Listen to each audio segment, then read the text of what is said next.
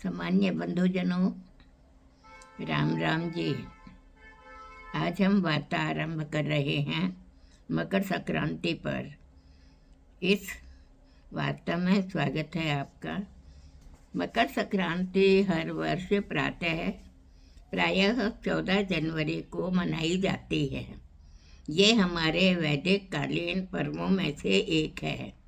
मकर संक्रांति एक ऋतु पर्व है और इसका महत्व इस बात से है कि इस दिन भगवान सूर्य उत्तरायण हो जाते हैं।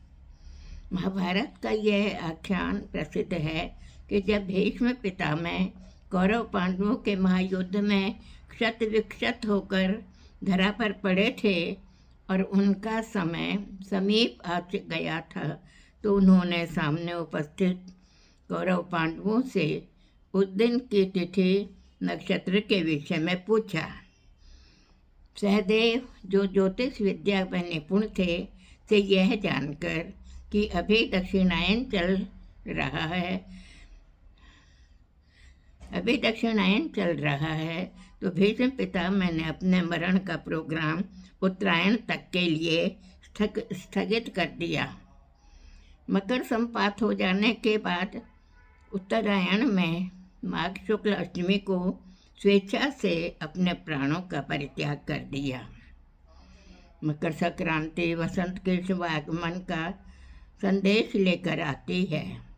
इस दिन स्नान आदि के बाद अपने सामर्थ्य के अनुसार चावल, खिचड़ी, तिल, फल, मेवा आदि खाद्य पदार्थ और ऊनी सूती वस्त्र सामान्य जनों को देनी चाहिए। इसे माघी संक्रांति भी कहते हैं। इस दिन तिल, गुड़, खिचड़ी आदि का भोजन करने की प्रथा है।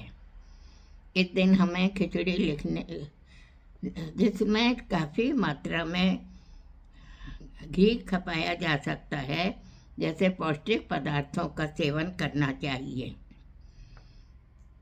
पंजाब में यह पर्व लोहड़ी के नाम से मनाया जाता है। प्राचीन काल में जहाँ यज्ञों का आयोजन होता था, उसकी झलक घर घर लकड़ियाँ जलाकर खील और तिल की रेवड़ियों को अग्नि को अर्पण करके शेष प्रसाद के रूप में वितरित किया जाता है। मंत्रों का स्थान आज लोकगीतों ने ले लिया है। पारिवारिक जन एक स्थान पर इकट्ठे होकर बड़े उत्साह से इस पर्व को मनाते हैं। गुजरात, महाराष्ट्र में मकर संक्रांति की दर्शनीय शोभा होती है, धूमधाम से मस्ती। गरीब से गरीब लोग भी रंगोली बनाते हैं, एक दूसरे के तिल गुड़ खिलाते हैं और कहते हैं, तिल गुड़ध्या आपी गरुड़ गरुड़ बोला। तिल गुड़ लो और मीठा मीठा बोलो। महाराष्ट्र की स्त्रियां सज धज कर अपनी सहेलियों के यहाँ हल्दी कुमकुम लेकर जाती हैं।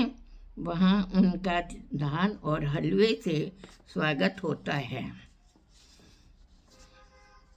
और एक दूसरे के कुमकुम लगाया जाता है।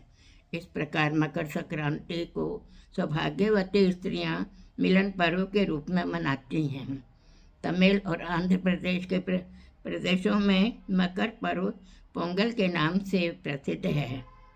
इस अवसर पर मंदिरों में भगवत प्रतिमाओं का विशेष श्रृंगार होता है। नृत्य संगीत के आयोजन होते हैं। भगवान के भोग के लिए विशेष प्रकार की बनाई गई खिचड़ी, जिसे पोंगल कहा जाता है, उसका भोग लगाया जाता है और प्रसाद रूप में उसे बांटा जाता है। प्राचीन काल में मकर संक्रांति के दिन ऋषि आश्रमों, गुरुकुलों में तीसरा सत्र शुरू होता था। कुछ गृहस्थ जन अपने बालकों को प्रविष्ट कराते थे और सर्वत्र माँ सरस्वती की पूजा की जाती। मकर संक्रांति के चंद दिन बाद पड़ने वाली वसंत पंचमी पर आज भी सर्वत्र माँ सरस्वती की पूजा की जाती है। दक्षिण में आज भी पोंगल पर्व पर बालकों को अक्षरारंभ या या वेदारंभ करवाने का आम रिवाज है। मकर पर्व का आज भी विशेष महत्व है।